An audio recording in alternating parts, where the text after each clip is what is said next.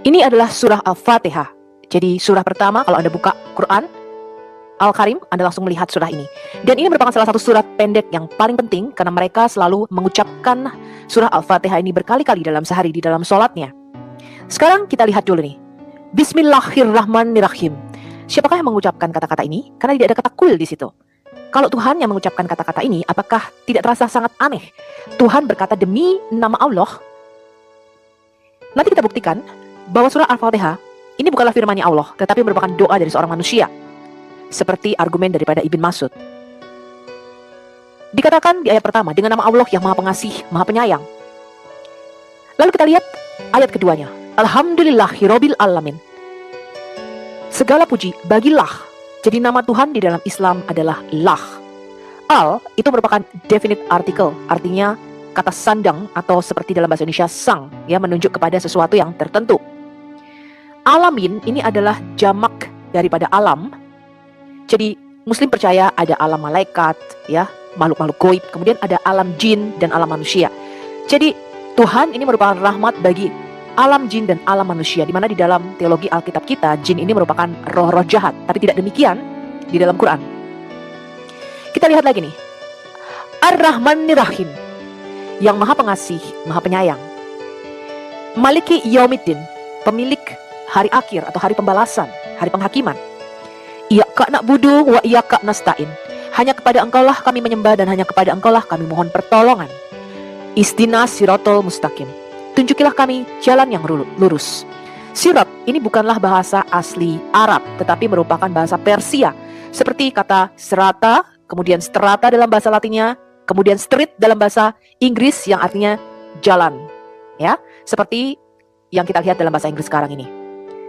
Kemudian kata-kata terakhir di dalam ayat ini, siratal lazina an'amta alaihim gairil makdubi alaihim walakdalin, yaitu jalan orang-orang yang telah Engkau beri nikmat kepadanya.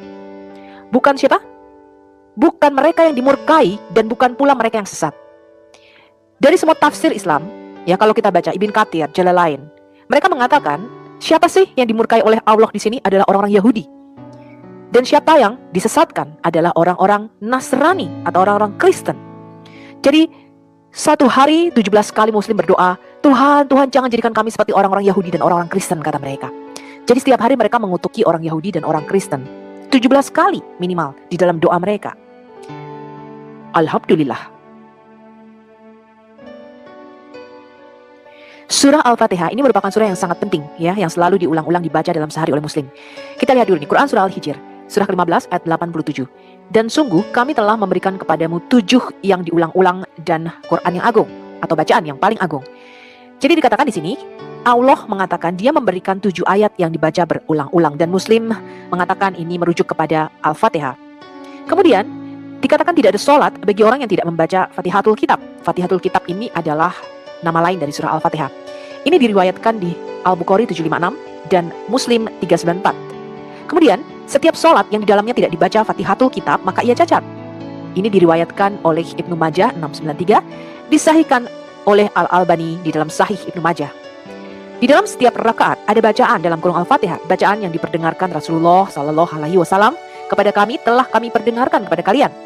Bacaan yang Rasulullah lirihkan telah kami contohkan kepada kalian untuk dilirihkan. Barang siapa yang membaca Ummul Kitab atau nama lain dari Al-Fatihah maka itu mencukupinya. Barang siapa yang menambah bacaan lain itu lebih afdol. Ini ada di hadis riwayat Muslim 396. Kemudian Syekh Shalih Al-Fauzan mengatakan membaca Al-Fatihah adalah rukun di setiap rakaat dan telah sahih dari Nabi SAW bahwa beliau membacanya di setiap rakaat. Ini ada di Al-Mulakkas Al-Fiqi volume 1 halaman 127. Surat Al-Fatihah ini minimal dibaca 17 kali sehari oleh Muslim. Karena itu kita perlu tahu apa sih surat Al-Fatihah ini? Ada banyak cerita mengenai Nabi Muhammad menyela orang di saat sholat dan memanggilnya di tengah-tengah mereka sedang sholat atau berdoa. Salah satunya adalah Ubay bin Ka'ab. Tapi kisah kali ini yang akan kita baca adalah dari Abi Sa'id bin Al-Mu'alla. Dari Abi Sa'id bin Al-Mu'alla, dia bercerita saat dirinya sholat, tiba-tiba Rasulullah memanggilnya, tetapi panggilan itu tidak dia jawab. Lalu setelah sholat, Abi Sa'id mendatangi Rasul. Rasulullah pun bertanya, wahai Sa'id, apa yang menghalangimu untuk menjawab panggilanku? Abi Sa'id menjawab, aku sedang sholat ya Rasulullah. Mendengar jawaban itu, Rasulullah bersabda, Belum sampaikah padamu firman Allah SWT yang mengatakan, wahai orang-orang yang beriman, hendaklah kalian menjawab panggilan Allah dan Rasul-Nya ketika keduanya memanggilmu.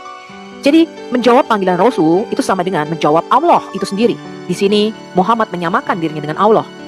Kemudian, Rasulullah melanjutkan, sungguh akan aku beritahu padamu seagung-agungnya surah di dalam Al-Quran sebelum engkau keluar dari masjid. Tidakkah hal ini bisa menunggu sampai doa orang ini selesai? Mengetahui itu, Abu Sa'id langsung memegang tangan Rasulullah saat beliau hendak keluar dan berkata, wahai Rasulullah, sesungguhnya engkau tadi berkata akan memberitahukan kepadaku surah yang paling agung di dalam Al-Quran. Rasulullah menjawab, iya, dan itu adalah surah Alhamdulillahirabbil alamin atau surah Al-Fatihah yang dinamai Sabul Masani dan juga Al-Quranul Azim. Sekarang kita lihat nama lain dari surah Al-Fatihah. Arti harafiah atau literal dari Al-Fatihah adalah pembukaan.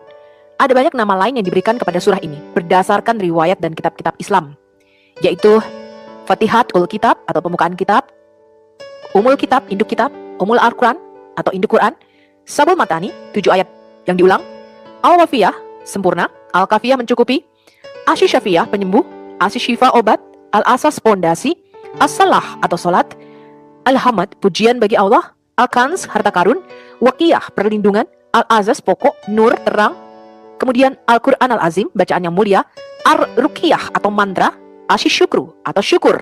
Jadi bacaan yang diulang-ulang ini disebut mantra untuk mengusir setan, ya, kemudian untuk menyembuhkan, ya, mengusir jin-jin. Mereka menggunakan surah Al-Fatihah ini.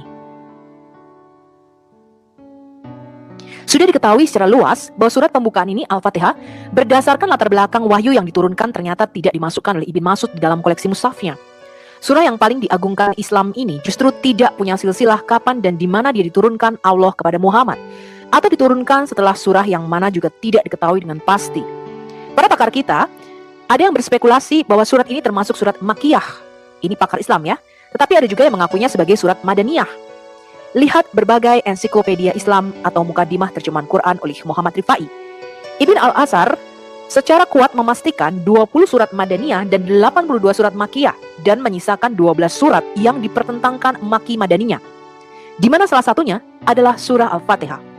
Kita lihat Al-Itqan fi Ulum Al-Quran, buku besar peradaban Islam oleh Jalaluddin As-Suyuti, volume 1 halaman 4445. Bahkan malahan yang justru bikin bingung, ada yang meyakini surah ini diturunkan di Mekah maupun di Madinah, di kedua tempat tersebut. Sedangkan sejumlah ulama, termasuk Syekh Alamah Tabatabai, malahan mengatakan surat istimewa itu telah diturunkan berulang-ulang, ya di Mekah, ya di Madinah. Sehingga justru jadi bahan olok-olok karena menjadikan Jibril seolah-olah tidak memiliki kerjaan lain kecuali mengurusi surah ajaib ini secara berulang-ulang. Kepakaran Ibn Mas'ud di dalam Mushaf Quran Ibn Mas'ud, dia tidak menyertakan surah 1, surah 113 dan surah 114. Sebab ini bukan bagian dari firman yang diturunkan, melainkan doa Muhammad untuk cucunya Hasan dan Hussein. Kepakaran Ibn Mas'ud di bidang qiraat Quran tidak diragukan lagi. Itu sebabnya beliau berani bersumpah, demi Allah, tidak ada satu ayat pun dari Al-Quran tanpa ku ketahui latar belakang diturunkannya ayat tersebut. Tidak ada seorang pun yang lebih mengetahui tentang Kitabullah dibanding aku. Meskipun begitu, aku bukanlah orang terbaik di antara kalian. Ini diriwayatkan di dalam hadis riwayat Ahmad bin Hanbal. Kepakaran Ibn Mas'ud di dalam pembacaan Quran ini diakui oleh Muhammad sendiri. Dikatakan telah menceritakan kepada kami, Hafs bin Umar telah menceritakan kepada kami Syubah dari Amru, dari Ibrahim, dari Masruk, bahwasanya Abdullah bin Amru menyebut Abdullah bin Mas'ud seraya berkata, aku senantiasa mencintainya. Aku mendengar Nabi SAW bersabda, ambillah Al-Quran itu dari 4 orang, yaitu dari Abdullah bin Mas'ud, Salim, Mu'ad bin Jabal, dan Ubay bin Ka'b. Ini ada di Sahih Al-Bukhari 4615. Kemudian dicatat juga, Ibn Mas'ud berkata, saya mendapatkan langsung dari Rasulullah 70 surah ketika Said masih kanak-kanak atau masih kecil. Apakah kini saya harus membuang apa yang saya peroleh langsung dari Rasulullah? Ini dicatat di dalam kitab Al-Masahif halaman 15, tulisan Ibn Abi Dawud. Muslim awam akan kaget mendapati kenyataan ini, sebab bukankah surat yang bernama Al-Fatihah sudah menunjukkan bahwa ia harus ditempatkan sebagai surah pembukaan? Jadi iya, seharusnya ia merupakan surat awal Makkiyah menurut mereka. Ini justru sebuah kekeliruan menyusuli kekeliruan lainnya, karena penyangga ini lupa bertanya siapa gerangan yang memberi nama surah Al-Fatihah dan siapa yang menempatkan surat tersebut.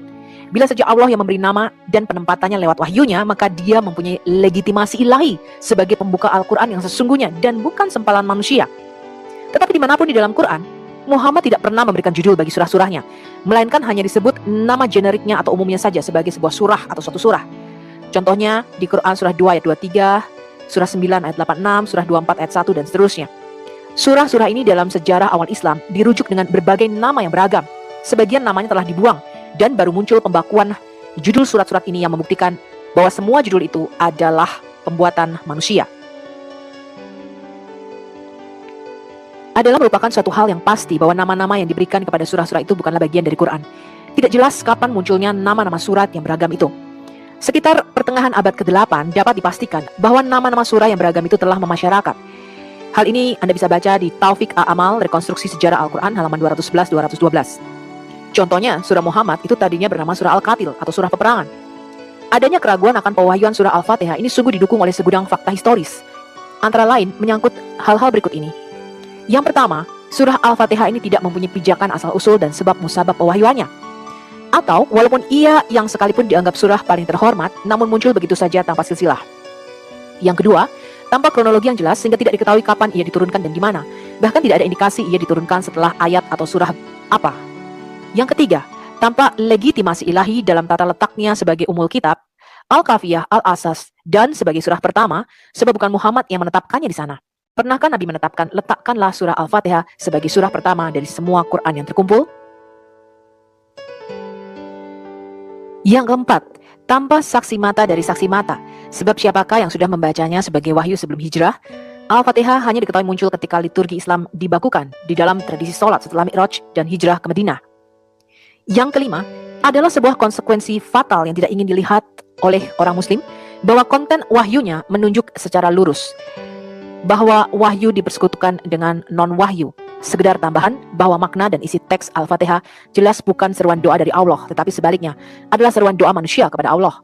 Namun menurut kepercayaan muslim, semua Quran adalah ucapan Allah sebagaimana seluruh kalimat Quran itu adalah seruan Allah. Jadi bagaimanakah memahami hal ini? Simaklah bahwa Allah tidak menyertakan kata kul atau katakan hai Muhammad ke dalam surah Al-Fatihah ini, khususnya ayat 5 dan 7. Yang jelas-jelas memperlihatkan dia hanyalah sebentuk doa dari manusia, bukan kata-kata verbal dari mulut Allah. Bukankah penandaan kata kul ini sudah dibakukan secara khusus dan sudah diserukan oleh Allah sendiri sebanyak 332 kali kata kul ini ada di seluruh Quran? Maka mungkinkah surah Al-Fatihah akan dilalaikan dari satu kata kul? Bila mana Allah menginginkan kalimatnya itu diulang oleh Muhammad, kata seruan itu mutlak diperlukan demi menjaga agar firman-Nya jangan sampai dipersekutukan ke dalam firman manusia. Kesalahpahaman antara Nabi dan sahabatnya tentang keberadaan ayat-ayat itu bisa saja terjadi dan tampaknya hal ini terluput dari catatan sejarah. Salah paham sejenis ini khususnya mudah terjadi untuk bentuk bacaan doa pendek dari Nabi yang lalu dianggap sebagai kalimat wahyu. Karena kebetulan bacaan itu bertema doa, diucapkan oleh Nabi secara sakral dan transenden dalam situasi doa. Dalam suasana demikian, kalimat-kalimat yang berkarakter seperti itu juga mungkin diaktualkan sebagai wahyu mistis, larger than life oleh Muhammad ataupun para sahabatnya. Entah sengaja atau tidak, ini sudah mereka terima bersama. Dan itu agaknya dipenuhi sebaik-baiknya kalau kita melihat surah 1, surah 113 dan 114, yang memang semuanya adalah wujud-wujud doa yang pekat, yang agak puitis, lengkap dengan nuansa pemujaan dan penyembahan. Oke, kalau kita lihat sekarang Asbabun Nuzul atau sebab-sebab ayat Al-Fatihah ini diturunkan, ini dicatat oleh Al-Wahidi. Anda bisa baca referensinya di altafsir.com. Asbabul Nuzul oleh Al-Wahidi. Bagaimana surah Al-Fatihah ini diturunkan? Ada beberapa ketidaksepakatan ilmiah tentang surah ini, yaitu tentang di mana surah ini diwahyukan. Namun mayoritas berpendapat hal ini diturunkan di Mekah, salah satu dari surah Al-Quran pertama yang diturunkan. Kalau menurut urutan turunnya wahyu, maka ini adalah wahyu kelima yang diberikan kepada Muhammad. Kemudian dikatakan di situ, Abu Utsman Said ibn Muhammad ibn Ahmad al-Said memberitahu kami kakeknya Abu Amr al-Hir, Ibrahim ibn al-Harith, dan Ali ibn Sal ibn al-Mugiroh yang berkata, Yahya ibn Abu Bukair memberitahu kami Israel Abu Ishaq Abu Masyarah atau Amir ibn Surahbi berkata, Rasulullah SAW, Allah berdoa baginya dan memberi dia berkat. Setiap kali dia keluar buang hajat, biasa mendengar seseorang memanggilnya, Oh Muhammad. Dan setiap kali dia mendengar ini, dia selalu melarikan diri. Jadi ketakutan, ya, karena ada suara nih yang didengar oleh Muhammad ketika dia keluar buang hajat. Waraqah bin Naufal menasihati Nabi untuk tetap di tempatnya ketika suara itu memanggilnya, sehingga dia mendengar apa yang harus dia katakan kepadanya. Maka ketika dia keluar buang hajat, dia mendengar seruan, "Oh Muhammad." Kemudian Muhammad berkata, "Ini aku, siap melayani Anda." Suara itu berkata, "Katakan, aku bersaksi bahwa tidak ada Tuhan selain Allah, dan aku bersaksi bahwa Muhammad adalah utusan Allah." Kemudian dia berkata, "Katakan dalam kurung, Alhamdulillah Tuhan semesta alam yang pemurah, maha penyayang, pemilik hari penghakiman," dan seterusnya. Jadi kemudian Allah membacakan surah Al-Fatihah ini, dan dia membaca sampai akhir pembukaan kitab. Ini juga pendapat Ali bin Abi Thalib.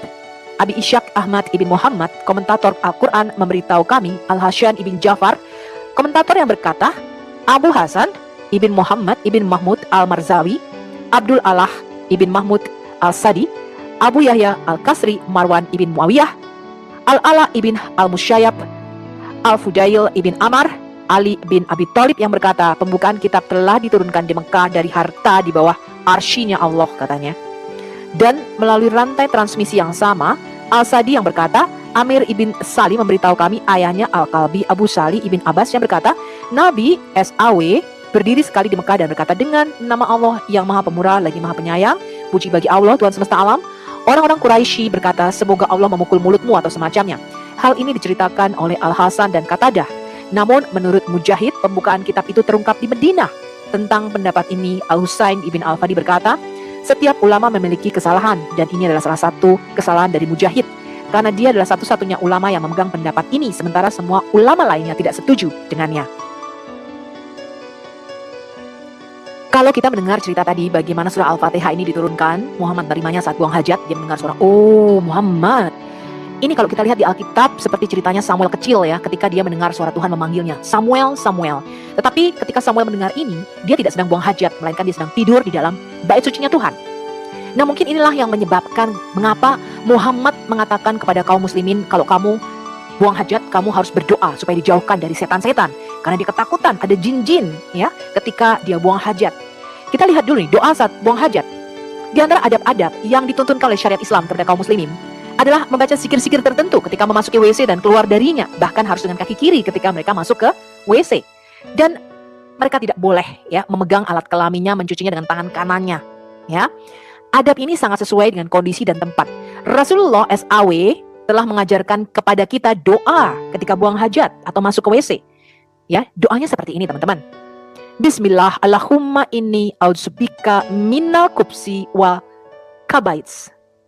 Artinya dengan menyebut nama Allah, ya Allah sesungguhnya aku berlindung kepadamu dari segala gangguan setan laki-laki maupun perempuan.